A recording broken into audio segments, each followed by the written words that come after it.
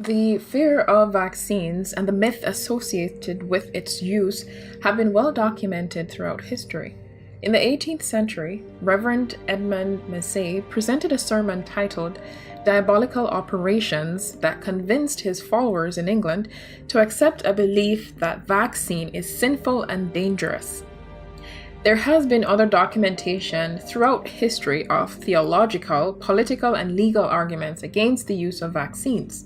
In recent years, a publication by the infamous former British doctor and researcher Andrew Wakefield caused rejuvenation in the anti-vax movement. His publication of a paper in The Lancet made claims about the currently debunked connection between the measles, mumps, and rubella (MMR) vaccine and the development of autism in young children. Although more than 20 studies have refuted his hypothesis and The Lancet retracted the study, since his research was branded utterly false, the damage, however, was already done and the myth was spread to many different parts of the world, especially Western Europe and North America. For instance, in the US, the study led to a decline of approximately 2% in terms of parents obtaining the MMR vaccine for their children in the year 1999 and 2000. This decline persisted despite later studies that explicitly and thoroughly debunked the alleged MMR autism association. This persistent drop in vaccine rate sadly led to multiple outbreaks of measles throughout different parts of the Western world. It is imperative as clinicians to address fears related to these claims that still exist. In my practice, I have come across individuals who still believe these claims.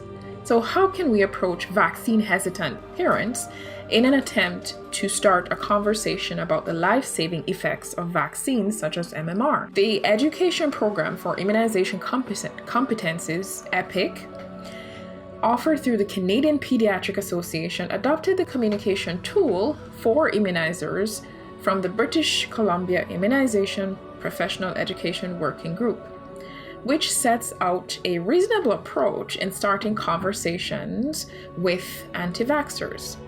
This is an example of the communication used in the tool about addressing MMR use and its association with autism.